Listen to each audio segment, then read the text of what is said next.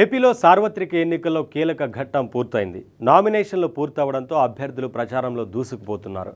రాష్ట్రంలో 175 assembly, 25 parliament స్థానాలకు మే 13న ఎన్నికలు జరగనున్నాయి. ఈసారి జరగనున్న ఎన్నికల్లో భారీగా నామినేషన్లు దాఖలయ్యాయి. ఈ నెల 18, 22, 24వ తేదీల్లో మంచి ముహూర్తాలు ఉండడంతో నామినేషన్లు భారీగా నమోదయ్యాయి. 25వ తేదీన ఒక్కరోజే లోక్సభ స్థానాలకు 203 నామినేషన్లు, అసెంబ్లీకి 1123 నామినేషన్లు దాఖలయ్యాయి.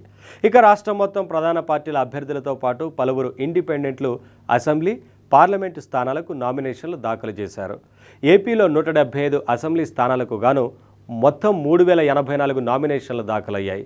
25 పార్లమెంటు స్థానాలకు 585 మంది పోటీ పడుతున్నారు. అయితే నామినేషన్ల పరిశీలన, ఉపసంహరణ తర్వాత ఈ సంఖ్యలో మార్పులు రానున్నాయి. అయితే 2019 ఎన్నికల్లో 175 స్థానాలకు 2000కు పైగా అభ్యర్థులు పోటీ పడ్డారు.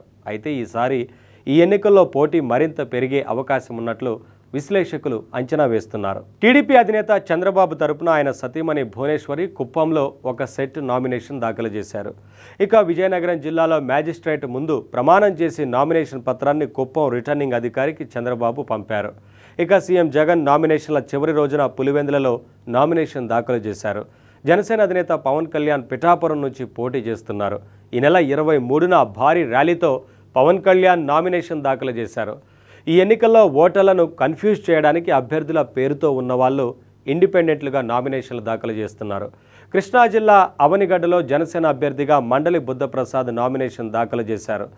అదే నియోజకవర్గంలో నవరం కాంగ్రెస్ తరపున బోయిన బుద్ధప్రసాద్ నామినేషన్ వేయడం చూస్తూనే ఉన్నాం. అయితే తాడేపల్లిగూడెంలో జనసేన అభ్యర్థి బొలిశెట్టి శ్రీనివాస్ పోటీ చేస్తుండగా నవరం కాంగ్రెస్ పార్టీ నుంచి మరో బొలిశెట్టి శ్రీనివాస్ నామినేషన్ దాఖలు చేశారు.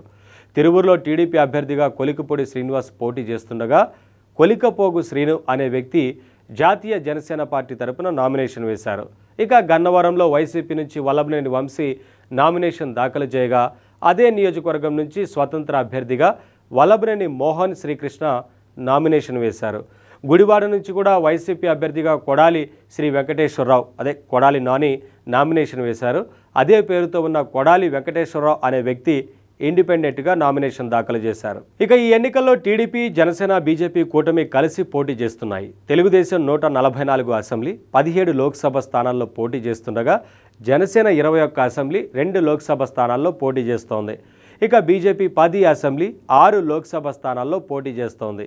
ఇప్పటికే నామినేషన్ల ఘట్టం పూర్తవడంతో అభ్యర్థులు హోరాహోరీగా ప్రచారం చేస్తున్నారు.